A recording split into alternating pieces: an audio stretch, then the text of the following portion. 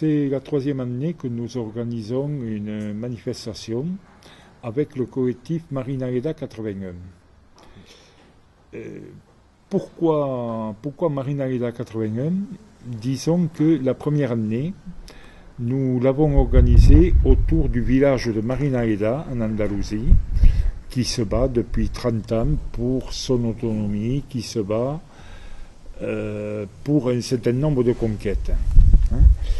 Juan Manuel Sanchez Gordillo, qui est le maire de ce petit village, est venu en septembre 2011 à l'île Sultane et nous avons conservé, en hommage un petit peu à cette bagarre, le nom de Marinaleda. Donc, collectif Marinaleda 81, c'est un certain nombre d'associations, d'organisations qui se sont regroupées pour poursuivre cette information et pour poursuivre cette réflexion. Disons que nous n'agissons pas directement sur le terrain en tant que collectif, nous diffusons un certain nombre d'idées, nous proposons chaque année une journée sur un thème autour de l'autogestion. L'an dernier, c'était sous l'axe des coopératives.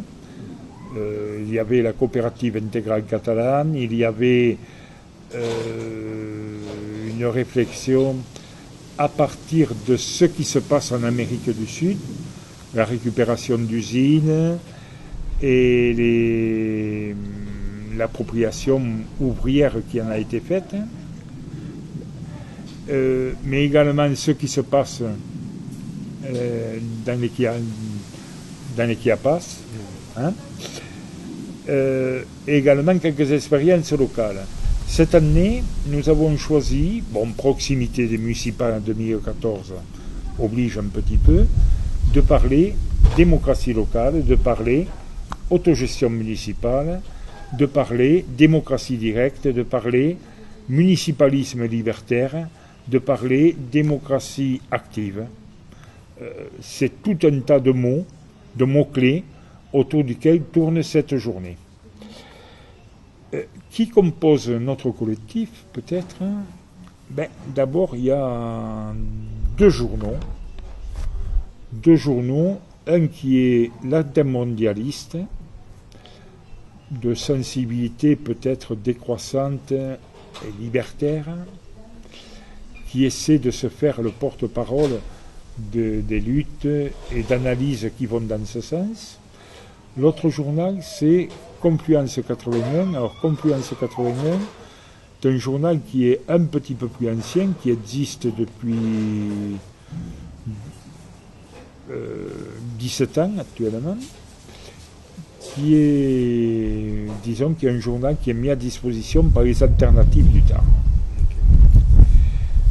Participe également à Marinaleda 81 des militants d'Attaque Tarn, de Nature et Progrès, et, j'allais oublier, Radio Albiges, qui est notre partenaire, pratiquement depuis le début.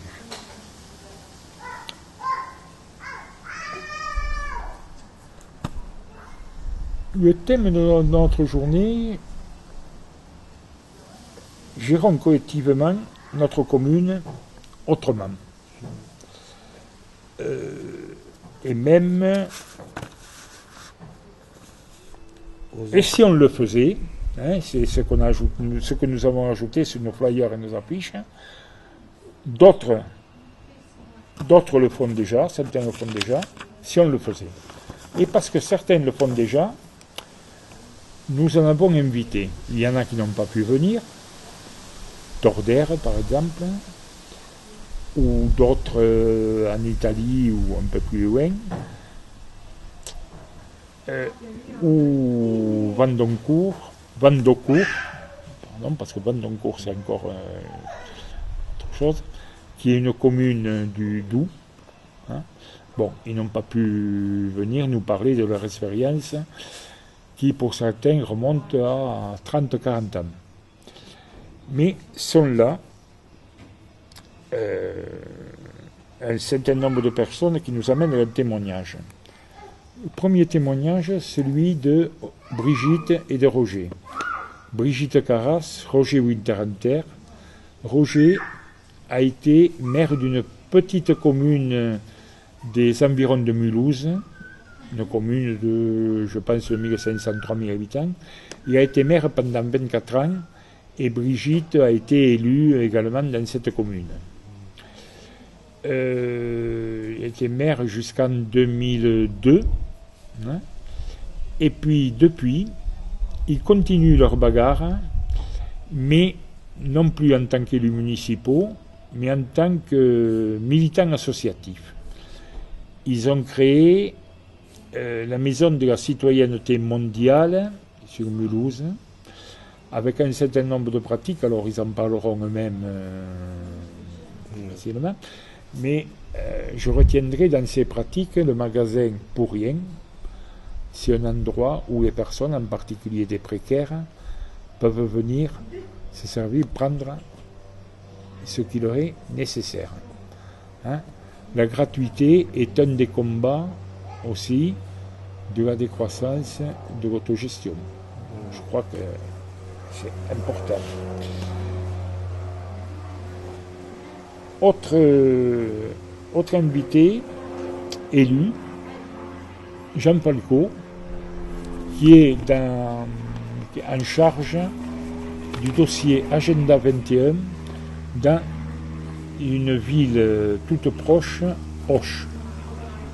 Lui, il nous parlera des questions de citoyenneté à partir d'Agenda 21 et dans une municipalité à dominante socialiste, qu'est-ce que ça permet et quels sont les freins aussi par rapport à cette dynamique d'Agenda 21. Les trois autres invités, les trois autres témoignages ne sont pas des élus ou n'ont pas été élus. Il y a Jean-Pierre Petitgras, qui est quelqu'un qui s'intéresse beaucoup à ce qui se passe au Mexique et en particulier dans la région de Chiapas, qui s'intéresse aussi beaucoup à ce qui se passe dans certains coins d'Andalousie sur la récupération de terre, et qui parlera à partir de cette expérience-là, qui anime un atelier à partir de cette expérience-là.